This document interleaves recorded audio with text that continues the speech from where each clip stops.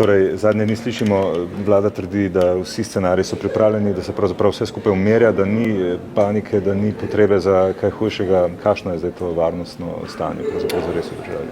No, zdaj, če se resno pogovarjamo, glede na to, da tale hip koraka proti Sloveniji približno 380 000 prebežnikov, govoriti o tem, da ima vlada kaj pod kontrolo, pa da je dobro prijavljena meji na svoj humor. Vladi je uspelo narediti iz Slovenije ozko grlo prehoda za celotno Evropo.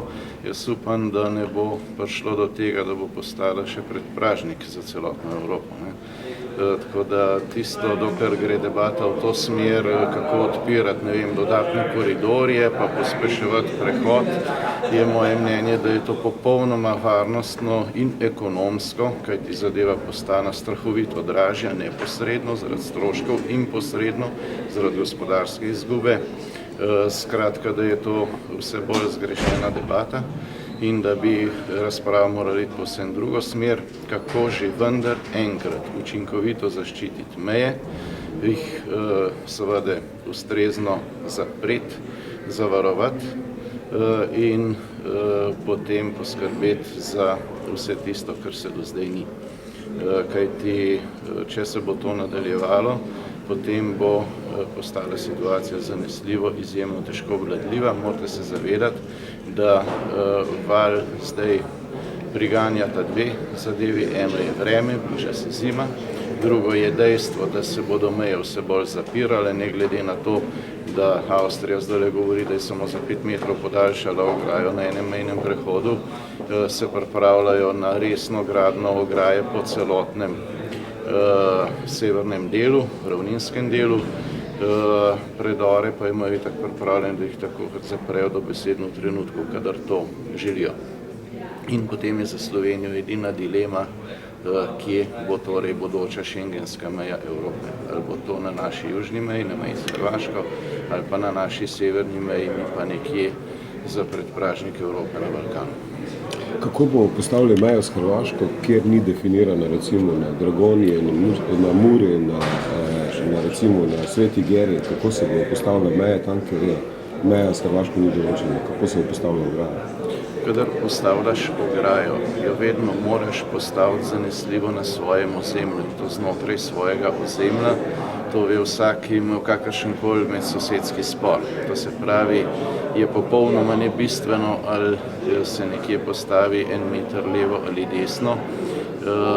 Bistveno je, da mora biti meja zaščitena, zavarovana, ne toliko zaradi same meje, kot zaradi signala, ki ga to daje politično in ki se ga da na eni strani prebežnikom, se pravi migrantom, ki so v velikanski večini ekonomski migranti, to upam, da je vsakomur jasno, in da potem, če še kam želijo, iščejo drugo pot.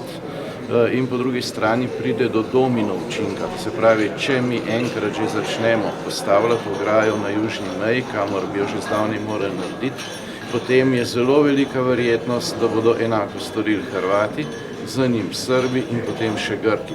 In potem se bo končno stvari začelo urejati tam, kjer sem dobil pred včerajšnjim tudi mnenje ZDA na nekem sestanku, ker sem bil v Washingtonu, in so rekli, da je to stvar, ki bi jo brezpogojno morali dokončno in takoj urediti na zunanji meji Evropske skupnosti. Problem, kot vemo vsi od začetka, je z Grki, ki preprosto svojih obveznosti ne izvajajo.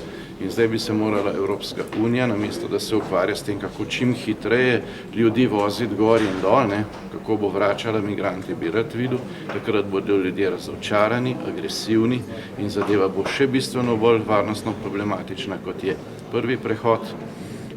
Ampak če bi potem stvari uredili tam, kjer bi jih ves čas morali, bi bila stvar obvladljiva.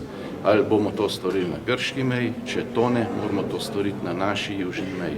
To opozarjam že mesece, jaz upam, da bo končno konec strahu pred besedo ograja v naši vladi in da se bomo začeli pogovarjati odkrito in o stvareh, o katerih bi se morali že od začetka. Kako zagotoviti varnost in čim večjo ekonomsko blaginjo naših ljudi. Kajti še enkrat povem, zdaj ne gre več samo za varnost, to se vendar zdaj že vidi, gre tudi že za ekonomski problem. Tisti, ki so misleni, da bo to, ne vem, ekonomsko poživilo Evropo, imajo morda svojo lastno računico. Generalno gledano, bo z vidika sociale, z vidika vseh stroškov, ki pri tem nastajajo, to Evropo strahovito veliko stalo in jo bo porinilo na rob nove recesije oziroma preko njega. Slovenija pa je že tak tam. Mi imamo dovolj lastnih problemov, mi moramo te probleme reševati, ne da rešujemo zdaj probleme celotne Evrope, ko se 100 000 glava truma ekonomskih migrantov vali preko Slovenije. Hvala lepa.